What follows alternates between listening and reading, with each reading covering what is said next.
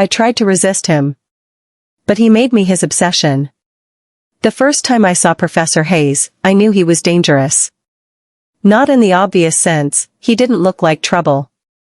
He was calm, measured, with a voice that carried authority without ever needing to raise it. But there was something in the way his eyes lingered too long, in the way his gaze followed me when he thought I wasn't watching. Something that made my pulse race for all the wrong reasons. I had promised myself I'd keep things professional. I was here for my degree, for my future. Not for him. Especially not for him. But the more I tried to avoid him, the more he seemed to appear in my path, like a shadow I couldn't escape. At first, it was small things, questions after class, subtle compliments that weren't exactly inappropriate but lingered in the air too long. Then came the office visits, the private conversations that felt far more intimate than they should have been. I told myself it was just in my head.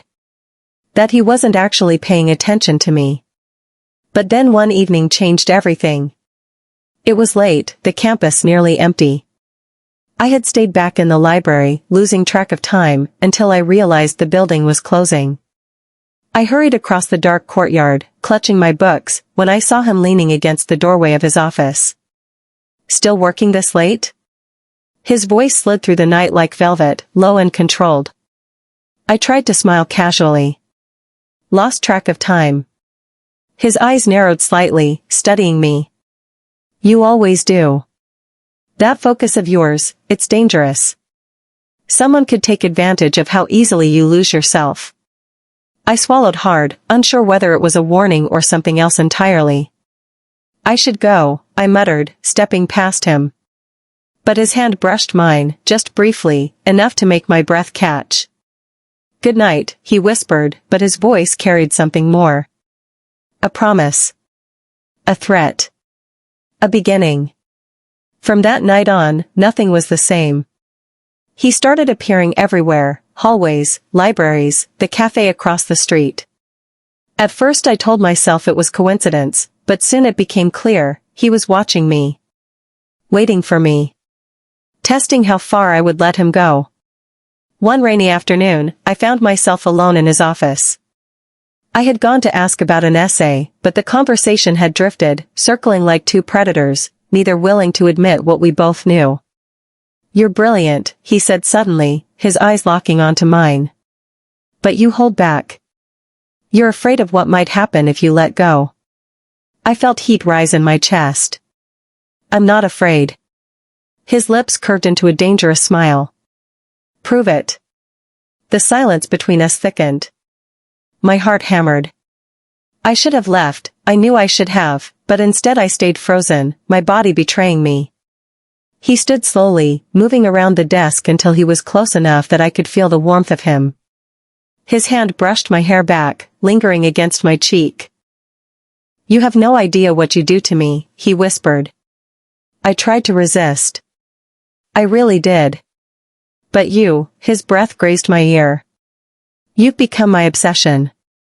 From that moment, resistance became nearly impossible. We told ourselves it was a mistake the first time it happened. A moment of weakness. But weakness turned into hunger, hunger into need, and need into something neither of us could control. Every stolen glance across the classroom became electric. Every office visit carried the risk of discovery. And yet, the danger only fueled the fire. There were nights when I lay awake, remembering the feel of his hands, the way his voice broke when he whispered my name. And there were mornings when he stood in front of the class, perfectly composed, as if nothing had happened, only to let his eyes flicker to mine with a heat that made my body ache. I told myself I could stop. That I had control. But deep down, I knew the truth, I was already his. The suspense nearly broke me. One evening, I tried to end it. I told him we couldn't keep doing this. That the risk was too high. He listened in silence, his expression unreadable. But when I turned to leave, his hand shot out, gripping my wrist. You think you can walk away? His voice was low, raw, filled with something dark. You've woken something in me that won't sleep again. You can't just undo that. His eyes burned into mine. You belong to me now. My chest tightened, torn between fear and desire. And if I say no? He leaned closer, his lips brushing against my ear. Then I'll spend the rest of my life convincing you. And he did. Every touch, every word, every stolen moment was a reminder that no matter how hard I tried, I couldn't escape him. He wasn't just my professor anymore. He was the man who consumed me, who turned resistance into obsession, fear into longing. And though I had tried to resist him, I knew the truth at last. I didn't want to. Because sometimes obsession doesn't destroy you. Sometimes, it sets you free.